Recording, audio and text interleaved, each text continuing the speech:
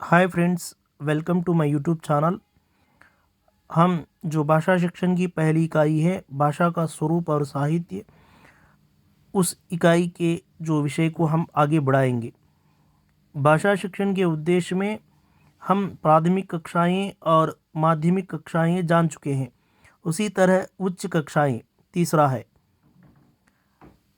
उच्च कक्षाएं विद्यार्थियों को इस योग्य बनाना कि वे सामान्य गति से बोली गई भाषा को ठीक ठीक समझ सके।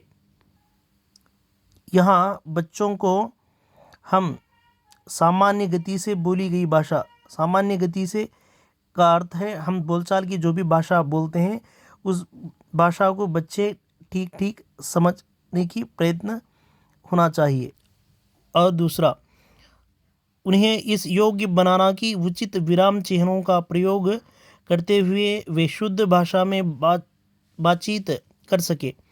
उनकी बोलचाल की भाषा में किसी भी प्रकार का उच्चारण संबंधी दोष नहीं होना चाहिए। उच्च कक्षाओं के छात्रों के लिए इस दूसरे वाक्य में ये बताया गया है कि उनको उचित विराम चिन्हों का प्रयोग, विराम चिन्हों का प्रयोग का अर्थ है हम जिस विषय में कहाँ तक बोलना है, किस तरह बोलना है, अपने हाव भाव को किस प्रकार प्रकट करना चाहिए, और उसी के साथ साथ बोलचाल की भाषा में उच्चारण संबंधी दोष नहीं रहना चाहिए। इस तरह उच्चारण संबंधी दोष को हम बच्चों को समझाकर उन विषयों को आगे बढ़ाना चाहिए। तीसरा, छात्रों में क्षमता उत्पन्न करना कि वे उच्च स्तर पर सस्वर वाचन तथा मौन वाचन कर सके। और तीसरे वाक्य में जो उच्च कक्षा के छात्रों के लिए हम सस्वर वाचन और मौन वाचन कब और कहाँ करना चाहिए ये भी सिखाना चाहिए।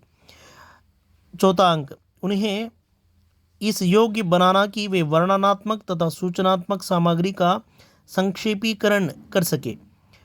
और उच्च कक्षा के छात्रों के लिए वर्णनात्मक और सूचनात्मक जो भी विषय देखते हैं उस विषय को वर्णनात्मक ढंग से कैसे समझाना चाहिए और सूचनात्मक सामग्री का संक्षेपीकरण कैसे करना चाहिए, ये भी बच्चों को सिखाना है।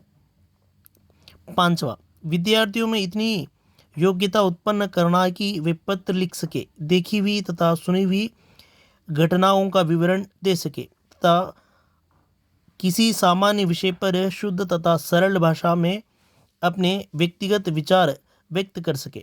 उच्च कक्षा के छात्रों के लिए स्वयं पत्र लिखना और अपने योग्यता के अनुसार अपने हाव भाव को स्वयं रूप से दुर्घटनाओं को सामान्य विषय में और शुद्ध रूप में और सरल रूप में समझाना, और उस विषय को हम बच्चों को व्यक्तिगत रूप से भी अपने विचार को व्यक्त करने की भाषा को हम बच्चों को सिखाना चाहिए। Thank you friends.